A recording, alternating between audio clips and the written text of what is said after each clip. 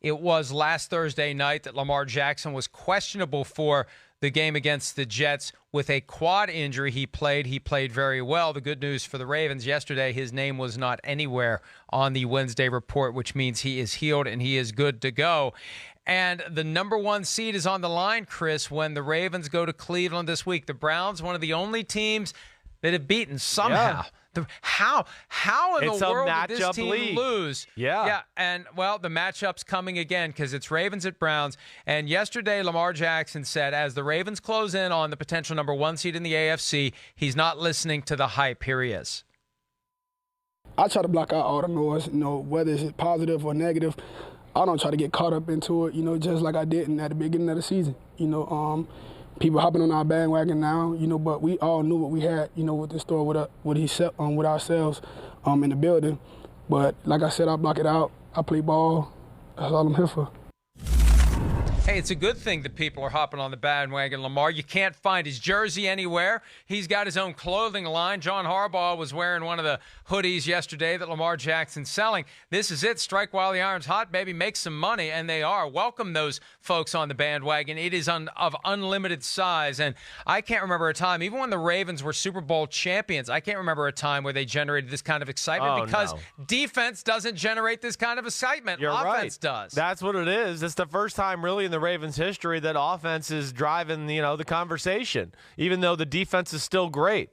But this is a scary matchup for the Baltimore Ravens. It is. And the reason the Cleveland Browns beat them the first time, hey, Baltimore wants to play aggressive on defense, right, Mike? We know that. We watch it every week. Their DBs are up in your face as far as wide receivers. They got guys that crowd the line of scrimmage. Hey, that's great. But if Nick Chubb breaks one tackle like we saw in the first matchup, it's 50 yards to the house, touchdown.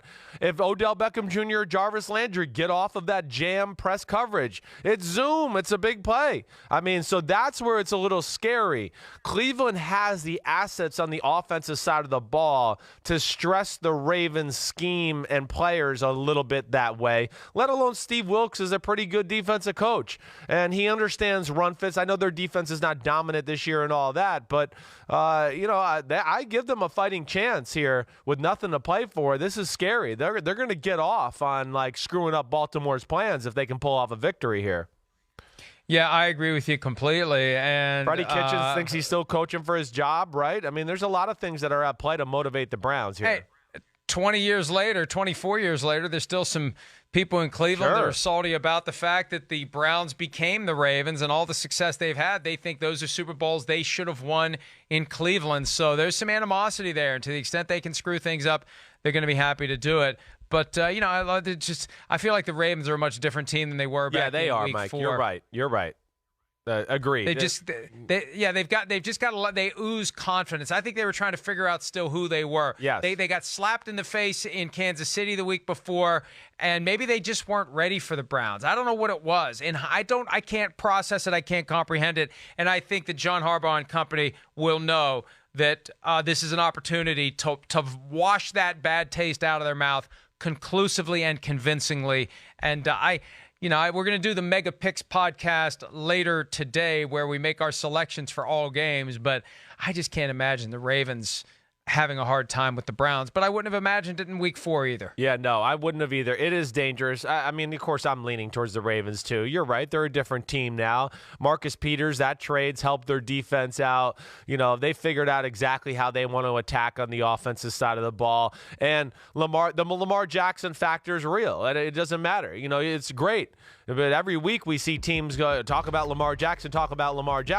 It's all fine and dandy until you got to tackle Lamar Jackson. And that's the other thing you see, too. You see guys in the right position prepared to make the tackle and everything like that, and then he breaks their ankles and turns the corner for 30 yards. So you see that a few times every week because it's impossible to prepare for the talent and skill set that Lamar brings to the table.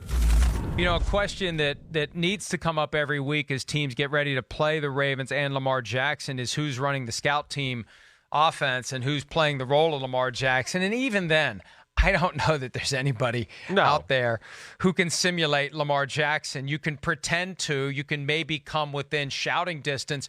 but your defense still isn't going to be ready for Lamar Jackson, no matter what you do to prepare for Lamar Jackson. Yeah, no, definitely not. I mean, you might be able to get guys out there who can run as fast as he can straight away, but what we've seen is he's got incredible body language and, the ability to make people miss, an incredible feat. I mean, he's got as good as feet as any receiver or running back in the sport to make people miss in space, and that's why he's the MVP of the league right now. Hi, I'm Mike Tirico, and thanks for watching. Make sure to hit subscribe for the latest news and highlights from NBC Sports.